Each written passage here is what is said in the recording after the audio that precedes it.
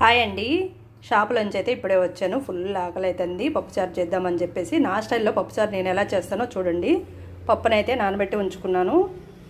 అరగంట సేపు అయితే నానబెట్టి ఉంచుకున్నాను. పప్పుని వేద్దాం. ఇందులో పచ్చిమిర్చి, టమాటాలు, ఉల్లిగడ్డలు అన్నీ వేసేసుకోవాలి. పసుపు, 1 స్పూన్ కారం వేస్తున్నాను. కారం వేస్తే టేస్ట్ బాగుంటుందని వేస్తున్నాను. 1.5 స్పూన్ అయితే కారం వేసాను. చింతపండు శుభ్రంగా కడిగి తీసుకున్నాను. చింతపండు కూడా వేసుకోవాలి. రండి, స్టవ్ మీద పెట్టి ఉడికించుకోవడమే.